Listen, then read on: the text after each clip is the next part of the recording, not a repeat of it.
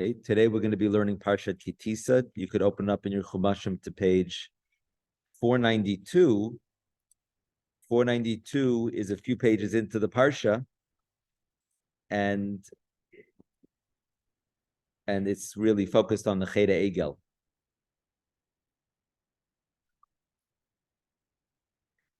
A warm welcome to all, and excited to learn Parshat Kitisa together with you. One interesting detail about Parshat Kitisa is that the first two aliyot are extremely long. Rishon, the first aliyah, is very, very long, and Sheni, the second aliyah, read in the shul, is extremely long. And then the other aliyot, the very, very short aliyot. And the reason for this is because in this week's parsha we have the sin of the golden calf, which is has major, major implications and is a real debacle and fiasco that occurs. And the one tribe that was innocent during this fiasco was the tribe of Levi. And so for that reason, we give the aliyah of the sin of the golden calf, it's a lengthy episode, lengthy story here, recounted in Parshat Kitisa. We give it all to the Levi.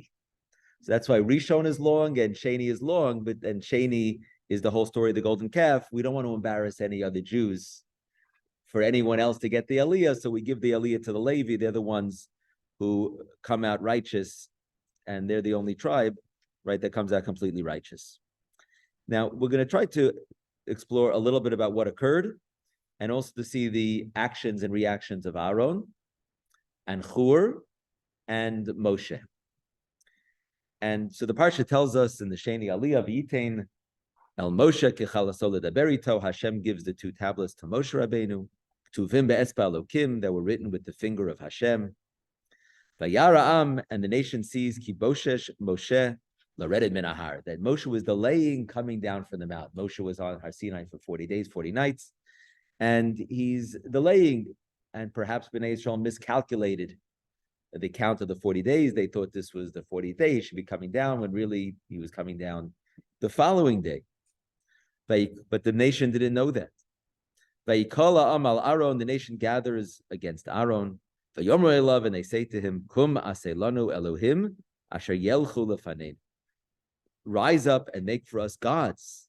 Aaron, make gods that will go before us, because Kizeh Moshe Ish Asher Alanu Me'eretz Mitzrayim, Moshe, who brought us up from Mitzrayim, Lo Yadana Mehayolo. We don't know what happened to him.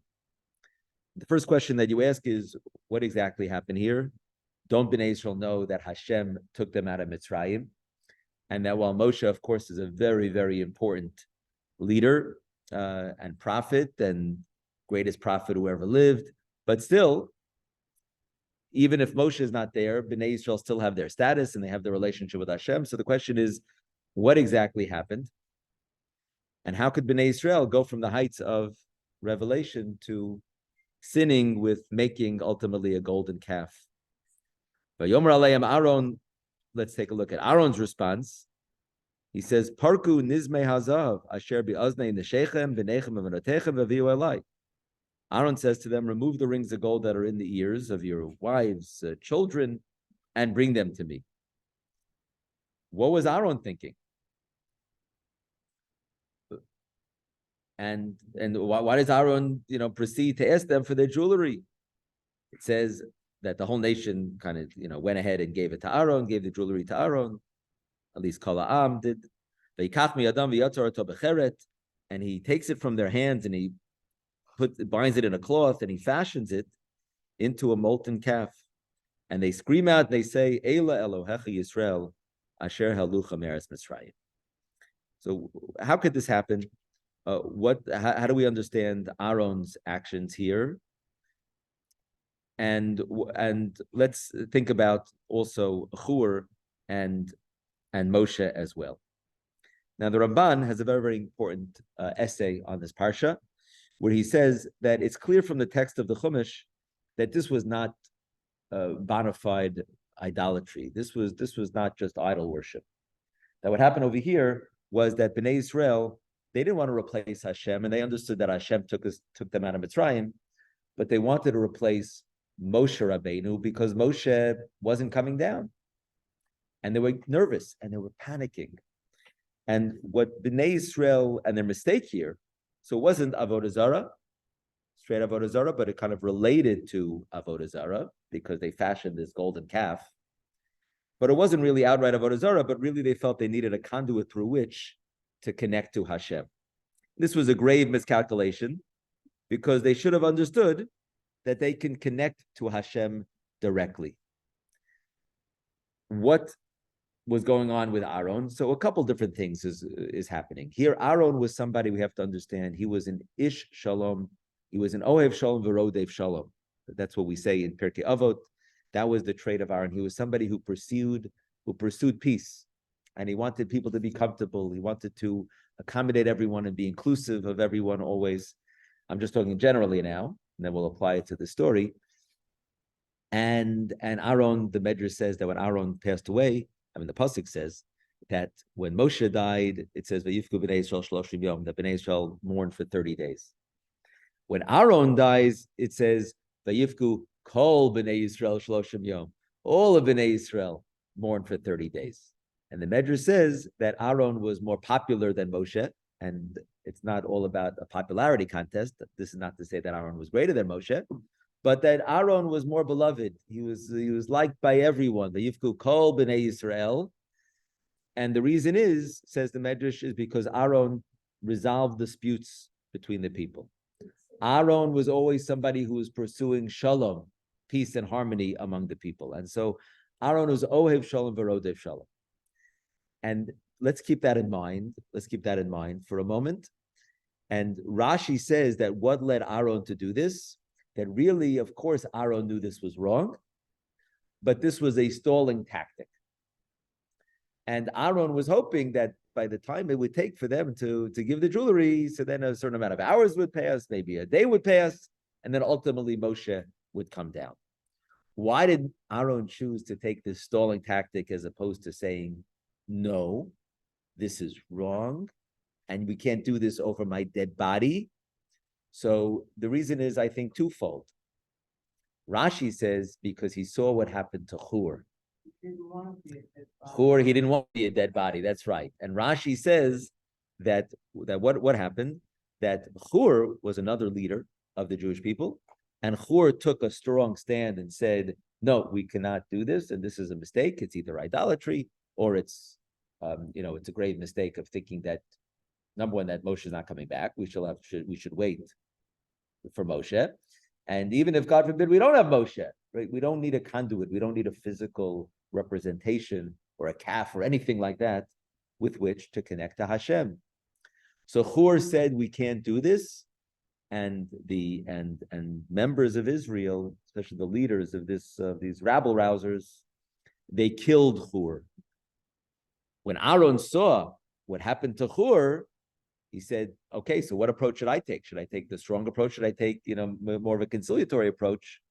According to Rashi, this is Rashi's take on it, that Aaron saw what happened to Hur, and he figured it doesn't make sense for me to take the same approach and take a hardline approach, because then I'm going to end up the same as Hur. I think one other piece here is that because of Aaron's strength of pursuing shalom, in this particular case, it was a weakness. I think that's, every single person, you have different strengths and you have talents. But then there are times where, in a particular circumstance, it could be that talent is really a weakness. So a person could be very, very kind and easygoing, but maybe there's a time, and this was one of those times where Aaron should have taken a stand. Now, Rashi tries to defend Aaron, and he defends Aaron because of what happened to Hur. And so, so that's what Rashi says, and that Aaron was trying to engage in a stalling tactic because he saw what happened to Hur. But at least we understand a little bit, just to touch on the actions of Aaron, of who he is, and what he was trying to do, what he saw with Hur. But perhaps it was understanding who Aaron was as a man of shalom, trying to accommodate people. In this case, it was a mistake. And in this case, his strength was a liability. And so even though it's, commentaries discuss the complicated role of Aaron, but comes back down, he says, don't get upset at me. And later on, we know that when the Mishkan is built, and Aaron is encouraged to go forward. So the Medrash says that Aaron, when he looked at the Mizbeach, when he looked at the altar, he saw the horns on the altar. It made him think of the horns of the calf. He was very, very troubled by what happened with the golden calf, and of course, questionable with regards to how he approached the golden calf, and he himself was maybe tormenting himself or questioning himself over his role in the golden calf. What about Chur? Now, Chur, we know, we don't hear about Chur after this. Meanwhile, but Chur is one of the individuals that was designated by Hashem to kind of stand with Aaron and on an elevated place, a little bit closer to the mountain or up on the mountain. And so, when they're fighting against Amalek, and when Moshe's arms are raised, they're victorious. When his arms are down, they're defeated. And Moshe's arms were getting tired. Well, I don't know if he was going to the gym, enough, or whether he was lifting weights. But to keep your hands lifted for hours on end, so that is very difficult. So they appointed two individuals. One of them was Aaron, and the other one was Chur. So what happened to Chur? So we see that Chur is this major leader, but then after Kitisa, there's no mention of Chur. So that's maybe what gives a hint to the rabbis and the Medrash and Rashi to say, Chur was killed in this episode. It doesn't mention that explicitly, but that's how Rashi puts the pieces together, that Chur is not mentioned afterwards, and yet he's this leader until this point. And what led Aaron to take the conciliatory approach? That's how he puts the pieces together. What happened of Chur's mysterious nefesh? I mean, he gave of himself. So does anything come of it? I mean, that's here he took a stand and he was killed.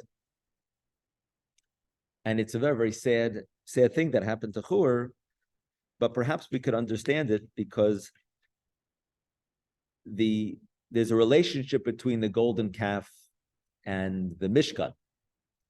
According to Rashi, actually, the episode of the golden calf occurred before the command to build the Mishkan. The Ramban and others say that no, that the command to build the Mishkan was prior to the golden calf. But so according to some, the whole concept of the Mishkan came about because of the sin of the golden calf. So now the building of the Mishkan was supposed to be a repair. Was supposed to, now that Bnei Yisrael showed that they needed something physical. So this was more of a kind of a concession to the limitations of the Jewish people. And that's why Hashem gave them this mitzvah of building a Mishkan, and that the Mishkan would be kind of a tikkun, would be a repair for the sin of the golden calf. Even according to those who say that no, that the Mishkan is not a reaction to the golden calf. It's not a concession to the limitations of Bnei Yisrael, but rather this is a way for Bnei Yisrael to connect to help us connect to HaKadosh Baruch Hu, to have like a focal headquarters for service of Hashem. But still, the Mishkan served as the building of the Mishkan certainly was after the golden calf. And so the building of the Mishkan served as a tikkun, as a beautiful tikkun, because here they gave their money for the wrong thing, for the golden calf, and afterwards, right, then they give their jewelry, they give their money, but they give it to the Mishkan. So according to, I think, is general consensus, they had a lot, and here they didn't use it for the wrong purposes, and now with the building of the Mishkan, which comes right before and right after the golden calf, this is the tikkun, this is the repair. In other words, whether you say like Rashi or Ramban, whenever the command was to build the Mishkan, certainly according to Rashi, the Mishkan was kind of a response, Hashem's response to Bnei, to build the Mishkan. It's a response to the Chet Egel. And according to other Mefarshim, like the Ramban, no, it wasn't a response to the Chet Egel. But even according to that approach, still the Mishkan served in a certain sense, as a tikkun, as kind of a way for Bnei Yisrael to do tshuva, to now give their money towards a mitzvah, towards building a house for Hashem, instead of building an unauthorized, inappropriate a quasi-idolatrous golden calf. If you keep that in mind, that the Mishkan is kind of an atonement for the golden calf, number one. Number two, who's the one who is the chief architect of the Mishkan? It says in our Parsha. It says in our Parsha that it's B'Tzalel. Who's B'Tzalel? B'Tzalel, it says, Perek Lamed Aleph, Pasuk Bet, Re'eh Karati B'Shem, B'Tzalel ben Uri ben Hur Lemate Yehuda. B'Tzalel is the grandson of Hur. That's really interesting. What happened to Hur? Hur was killed. Does anything? It's so sad and tragic, and you might say that he sacrificed his life in vain. It appears that nothing was accomplished. But you see from here that B'Tzalel was Hur's grandson. He was raised in the home of Hur, in a certain sense, right? He was raised in the home of Hur and Hur's children, of Uri, which was infused with this conviction. So B'Tzalel is selected to build a Mishkan, perhaps not only as a reward for his passion, but perhaps because B'Tzalel was inspired by that passion. And when you see what one is willing to die for, it hits home what we really live for. And so if the Mishkan is the atonement for the Egel, and B'Tzalel came from Hur and built the Mishkan, you see that Hur was ultimately successful to some degree in preventing the damaging effects of the Egel. So here Hur takes a stand and he's killed. And what is it, in vain? It's a powerful lesson over here, which teaches us that what seems to be futile and in the short term, futile in the short term may have long-term results. And if you take, a difficult position, so it might not have results right away, but and hopefully a person shouldn't suffer any harm for any of the positions that you take, but the reward will be eternal. Hur was killed, but his efforts weren't wasted. And this is a notion of, continuity, that we begin and the children and grandchildren, if you're blessed to have children and grandchildren, they continue our path and maybe are able to achieve things that we're not able to achieve. And here, right, Hur wasn't able to stop the Cheder Egel, but his grandson B'Tzalel was able to mitigate or neutralize some of the damaging effects of the Egel. Because B'Tzalel built the Mishkan, and the Mishkan atoned for the Egel, and B'Tzalel was inspired through the passion of Hur. A very, very powerful lesson in Jewish continuity, and also with the idea that what seems to be maybe not successful in the short term, if you plug away at it, it could eventually lead to success with a certain amount of patience and with perhaps other people supporting our efforts and making it come to fruition. So that's Aaron. Aaron is a man of shalom, whose strength becomes his weakness. Hur is a man of conviction. I don't know. I guess you could consider maybe his conviction led him to be killed. Was that the right thing? Was maybe he took it too far? Okay, you could suggest that maybe he could have done, maybe he should have acted with passion and conviction, but done in a slightly different way. But our approach, what we're taking, is that he took a stand and he did what was necessary at that time, and certainly he made kind of the ultimate sacrifice for Hashem, right? To give his life for what's right. And because he made that sacrifice and he gave of himself, but we remember Hur, and Hur is inspiring, and Hur was able to inspire his grandson to be the one to give of himself and to build the Mishkan. What about Moshe Rabbeinu? So Moshe's role here is interesting. Hashem says to Moshe, Pasuk Zayin, Vayedaber Hashem el Moshe, he says, Lech raid, go down. Rashi says, raid megdula secha, lo natati lecha gedula ela b'shvilam. Meaning, Bnei Yisrael thought that their greatness and sanctity was what? Dependent upon Moshe. Hashem is now telling Moshe and teaching all of us that no, it's the other way around. That Moshe's sanctity is dependent upon the Jewish people. And since the Jewish people have descended and they committed this sin, so now also you, right, you're actually descending in your stature because of them. What does Moshe do? Moshe prays to Hashem. He says that, if you're going to destroy them, then macheni na misifracha, then erase me from your book. He's willing to give it all up for Bnei Israel, and he prays on behalf of Bnei Israel. He says, what is Mitzrayim going to say? What are other nations going to say? And remember also the covenant with our matriarchs and patriarchs. Vayinachem Hashem ala ra'ah asher diber lasot la'amo. Hashem has a shift of perspective. He's comforted, and he has a shift of perspective. Parenthetically, when a person loses a loved one, right? We say Hamakom inachem etchem. They search for nechama, and we bless them, with nechama, that Hashem should help them find nechama. How does one achieve nechama? Well, there are books that are written on this, and this is a different topic.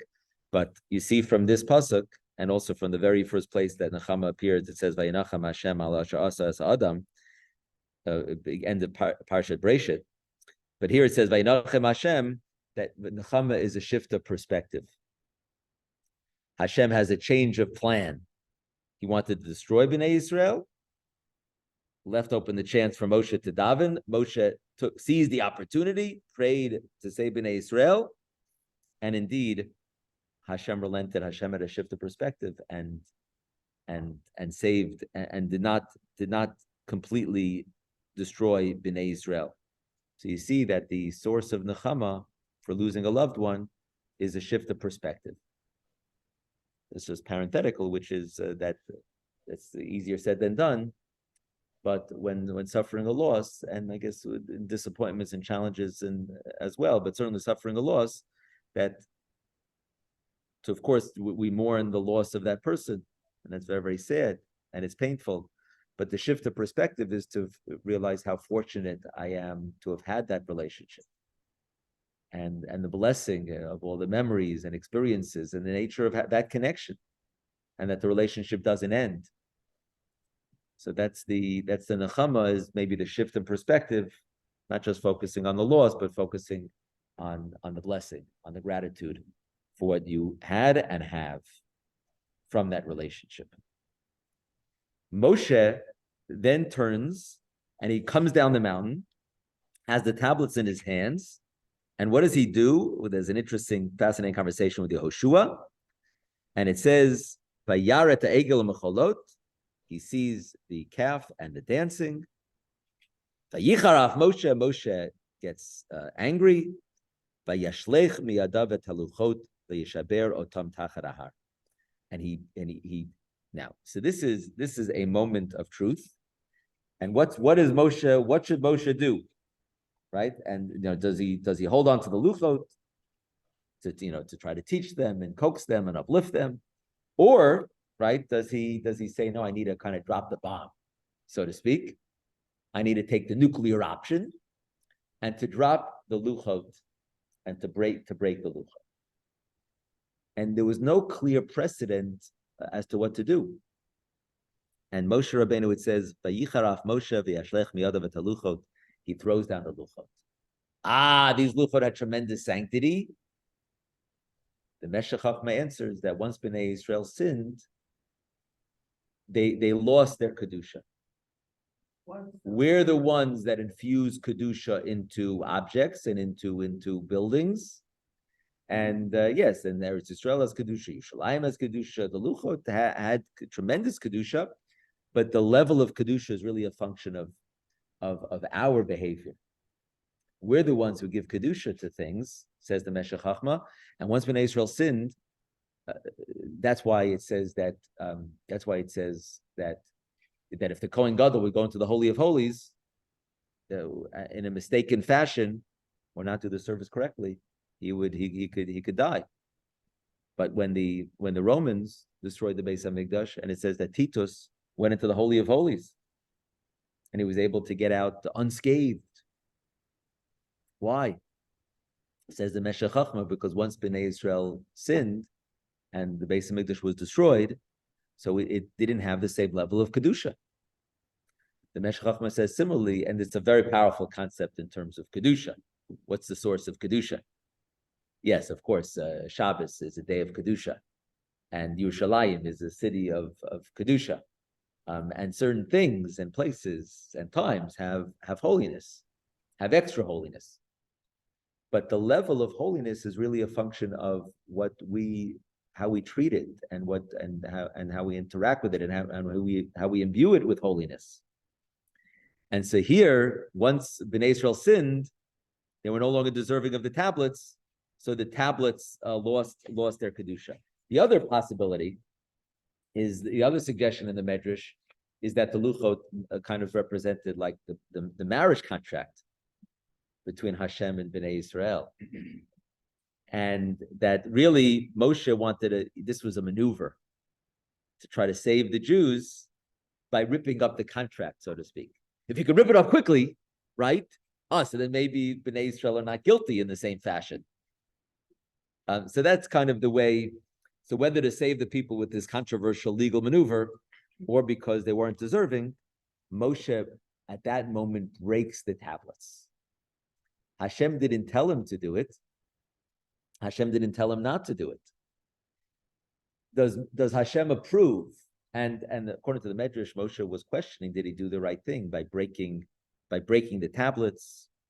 And then the story proceeds.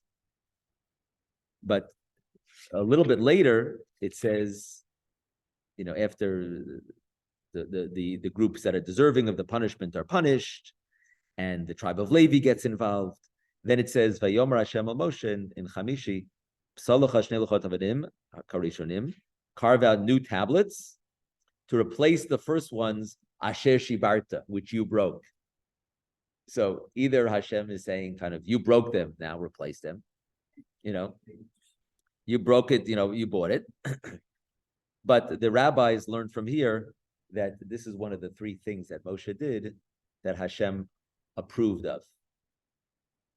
Meaning there was no clear precedent what to do, and Hashem approved, because Asher Shibarta, Yasher Koach Sheshi. And also he separated from his wife for a period of time. And another one was that Hashem said to have 2 days prior to the giving of the Torah. And Moshe Rabbeinu added a third day. And this was the third thing that he broke the luchot. Hashem gives Moshe a Yasher Koach on that. Ultimately, at the end of the Torah, when the Torah praises Moshe, what's kind of his lasting legacy? The last words are the wonders that he did, Le'enei Kol Yisrael. What are the last words of the Torah? Le'enei Kol Yisrael, Le'bnei Bnei Yisrael. I'm forgetting. So to the very end, Le'enei Kol Yisrael, L'chol Hayad HaChazaka, Asher Asa Moshe Le'enei Kol Yisrael. So the end of the Torah praises Moshe for the wonders that he did, the things that he did in front of the eyes of the people. What's the lasting legacy? I would have said Yetzias Mitzrayim, giving them the Torah, building the Mishkan. Rashi says, no, what's Le'enei Kol Yisrael? It's the breaking of the luchot. And that was something that was done in front of the eyes. It says, Vashparim Le'enechem. Moshe Rabbeinu says in Dvarim, I broke the tablets in front of your eyes. And this is the lasting legacy of Moshe, which is really, really interesting. And I think, so if we analyze, Moshe, the greatness of Moshe, at least as understood, this is lasting legacy, or like his greatest achievement was that he did something like breaking the luchot where there was no clear precedent. Wasn't clear exactly what to do. But Moshe was Moshe Rabbeinu. Moshe was Moshe. So he understood what was the right thing to do at that time. And I think the lesson for all of us is to refine our personalities and cultivate our values and our connection to Hashem to make the right decision, even when you don't have a clear precedent. Where it's not, hopefully, of course, you won't have to break tablets. Maybe the iPad, you'll get so frustrated with the iPad tablet, you just break it, or with your tablet computer. But without getting into breaking tablets and golden calves, but just in the regular decisions that we make on a regular basis, that a lot of times it's not clear, what to do. And Moshe was acting in the breach when there was no precedent, and he was able to preserve their bond with Hashem by breaking the tablets. And I think it's a message. Look, the Holocaust survivors, the Kedoshim, to survive the Holocaust. So how do you rebuild your life when when the family is Rahman al is wiped out, and you have nothing, and you're coming to a new country? How do you rebuild and start again? There's no precedent. There's no halachos in the Shulchan Aruch exactly how to go about that. But that shows their greatness, that their ability to move forward and to rebuild and to raise families, and also with the establishment of the state of Israel. Also, that how do we build a state? How do we build an army? How do we resettle the land? There aren't such clear guidelines exactly how to go about doing this, but of course, a Jew has to follow the Shulchan Aruch. You have to follow what the halacha. But we were taught this often in Gush, that that you also have to be you have to be able to make independent decisions in situations where it's not exactly clear what to do. And we see here that Moshe Rabbeinu didn't know what to do, and he did it. He broke the luchot, and Hashem said, "Yasher koach," for breaking the luchot, even though there was no clear precedent. I think a very, very powerful lesson. Now, the one kind of theme a little bit here that I wanted to just share is this notion of that when you take a stand and you do the right thing, the impact that it could have for future generations. That Chur takes a stand, and it's Betzalel, his grandson, who's inspired to build the Mishkan. It's the tribe of Levi that take a stand in our Parsha. And the Mefarshim say that this is the reason why the Leviim have a certain Kedusha for all generations, and Kohanim have Kedusha as a subfamily within the Leviim, is really from this episode of the golden calf, that the Bechorim, the firstborn, lost their mantle of leadership, and it was the Leviim that became the leaders because of this episode. There's a story, Rabbi Yisrael, Rav Shimon Schwab, that Rav Shimon Schwab relates this story when he was younger. I think this is in one of his books, Selected Speeches, and Rav Shimon Schwab, Rav in Washington Heights, and Rav Shimon Schwab writes about when he was a young man. He was invited to the home of the Chafetz Chaim, and he felt very nervous and intimidated by being invited to this great sage of the generation. So he comes to the Friday night the dinner table, and the Chafetz Chaim, kind of hushes the group, and he says, "Shimon, are you a Kohen?" And Shimon says, "No, I'm not a Kohen." "Are you at least a Levi?" "No, I'm not a Levi." So Shimon says, "I'm a plain old Yisrael." Chafetz Chaim says, "You know what I am?" And Rav Shimon Schwab says, "Yes, I know. Of course, you're a Kohen." Chafetz Chaim was a Kohen. Rav Yisrael Meir Kagan HaKohen. And he says, "You know what? That when the Beis HaMikdash is rebuilt in the future, we're all going to come back to Israel. We're all going to come back to Yerushalayim, and the Kohanim are going to be the ones that are going to be allowed inside the Beis HaMikdash, and you're going to be kind of outside as Yisraelim. But the Kohanim and Leviim are going to have the special role in the Mikdash, like they always have." Now, meanwhile, Shimon was already nervous before the meal began. You can imagine he wants to, kind of hide under the table now, because he's being criticized by none other than the Chafetz Chaim.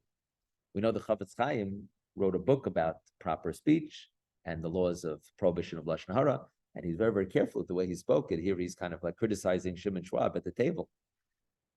So the Chafetz Chaim said Shimon, that I'm not saying this to criticize you, but it's really a message for everyone, because why are Leviim? Why, when the Beis HaMikdash is rebuilt, will the Kohanim and Leviim be allowed to serve in the Beis Hamikdash and Yisraelim not?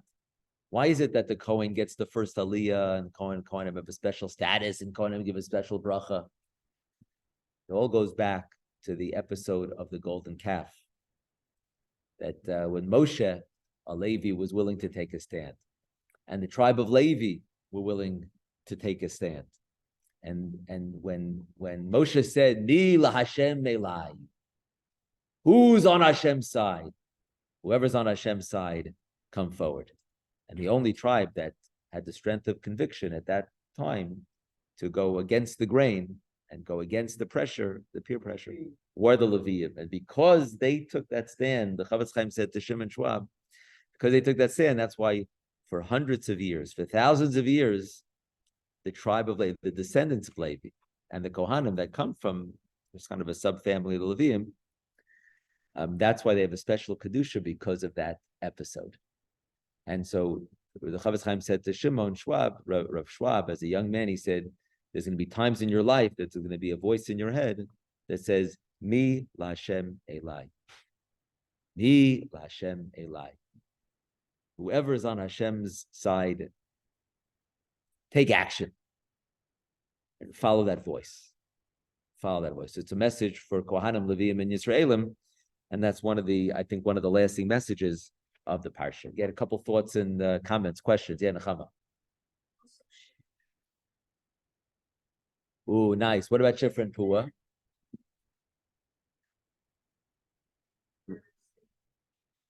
Right. Batim. And they had Batei Kahuna and Leviah that came from Shifra and Pua. That's right.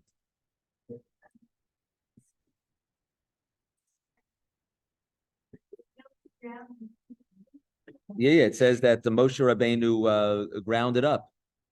He burned it. He burned it in fire, and he ground it into a powder, and he made the children of he made Bnei Israel drink. He made Bnei Israel drink that mixture, and that kind of and the mixture kind of like Mesota, kind of was able to determine who was really guilty for being involved in the calf. Yeah, Chana.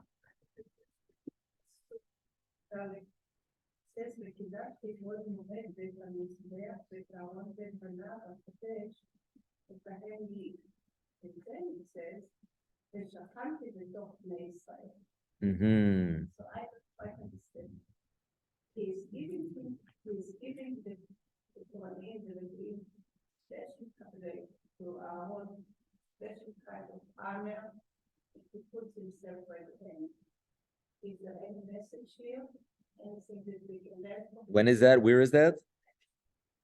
It is actually going away from the process. If you look at all this, to build you start and then you have everything that you know how to do. And then it's up to the blessings that people do. And you start. Which perek?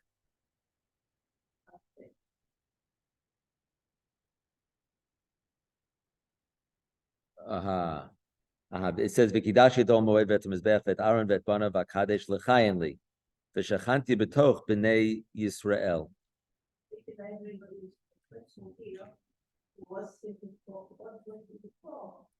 Didn't they believe in that before?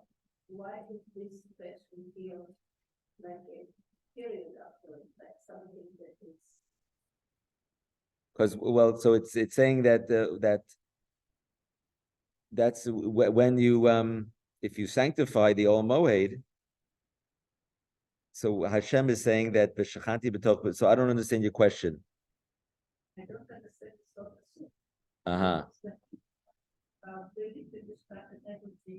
What's the point? Is the point just that we let him? Right. Oh, very good. So it says v'osuli mikdash v'shachanti b'tocham. Should make a sanctuary, and not that my presence should just be in the sanctuary, but my presence should be in the midst of Bnei Yisrael v'tocham. And here also it says a similar thing, that I will sanctify these things. But it's a surprise, right? That what my kedusha won't just be in those things, but it'll be b'toch Bnei Yisrael, because that's really ultimately the purpose of the Beit Knesset. And the purpose of the Mishkan is to elevate people, to strengthen people, help people grow wherever they go. It's like there is a saying that in every Jew there is a little bit of God, right? Right. Very nice. Pintele Yid, the Pintele Yid. That's right. That's right. I think that's part of the idea. Yes. Now, Gabby has her hand up. Yeah, Gabby, what's up? When Moshe broke the tablets, my interpretation was that he was like embodying this anti-idol worshiping, saying like people, it's just tablets. It's not like they're not sacred to the point that they are unbreakable. What's sacred is the message. Phenomenal point. Phenomenal point. Just wondering if it makes sense. That's a great point, where that part of the breaking of the tablets was to kind of show that there's no kedusha in the tablets, there's no sanctity in the tablets, really, or it's not about the physical tablets, it's not about the physical golden calf, but really, it's about a spiritual connection that we have with Hashem, right? And he was basically kind of trying to get them away from thinking that there's kind of the focus of holiness in objects. And perhaps that's really the reason why Shabbos, the mitzvah of Shabbos, appears right before the golden calf and it appears right after the golden calf. So, and so some say the reason why Shabbos is here is because it's sandwiching the Mishkan, and you can't build the Mishkan on Shabbat, and we learn all the laws, right? The 39 prohibitions of Shabbat are learned from the 39 different activities and labors used to build the Mishkan. But perhaps the mitzvah of Shabbat is here to show that Shabbat is really like an antidote to the golden calf. That here the golden calf is maybe two different things that led to it. Number one is kind of like rushing, as opposed to kind of patience to let Moshe come back. And Shabbos is also kind of like, putting a pause on things and kind of and taking a break and kind of developing our patience. And we could pause and just appreciate the world the way it is. And the second piece is that Shabbos is the antidote because Shabbos is very much about the spiritual. And the Cheder Egel was the mistake was the overemphasis on the physical. Whether they the physical calf or we needed a physical intermediary between us and Hashem. It was certainly a mistake was the overemphasis of the physical and forgetting the fact that that what's more powerful is the spiritual and that we all could connect to HaKadosh Baruch Hu and that Hashem is within each and every person with B'Tselem Elokim and the purpose of the Mishkan is that, well, Mishkan wasn't built yet, but the idea is to be reside within every single person.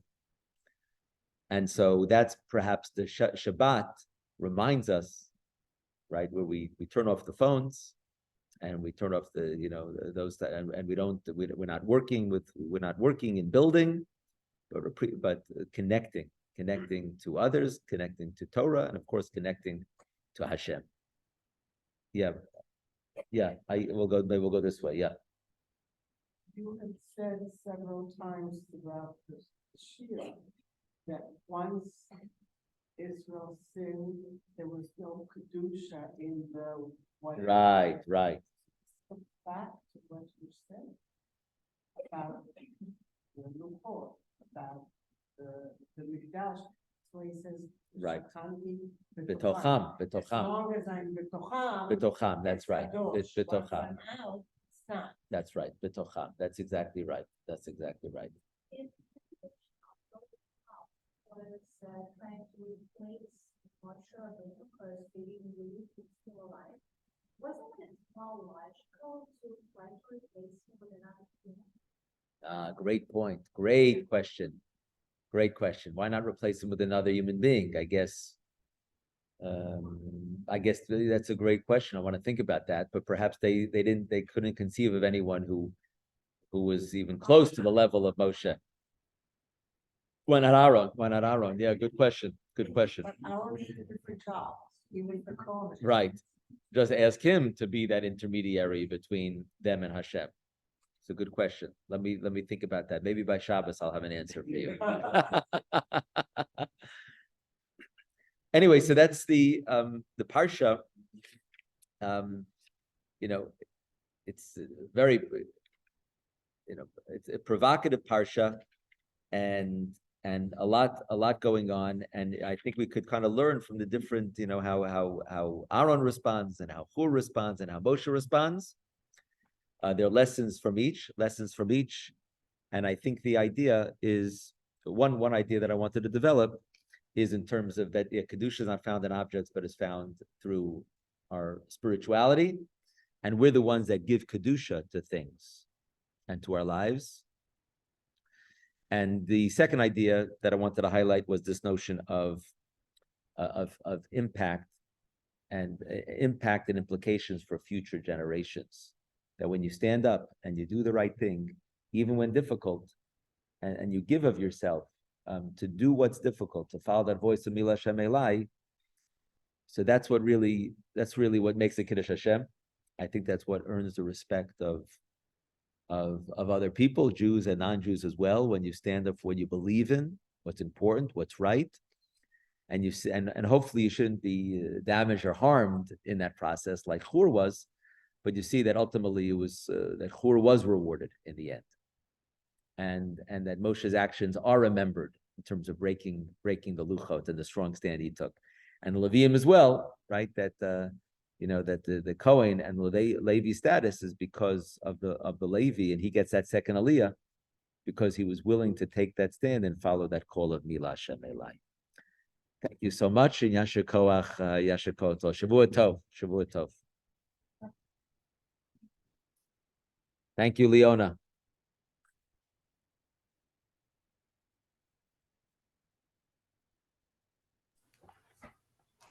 Shkoyach Rabbi, thank you. Thank you, Rabbi. Shkoach Scott.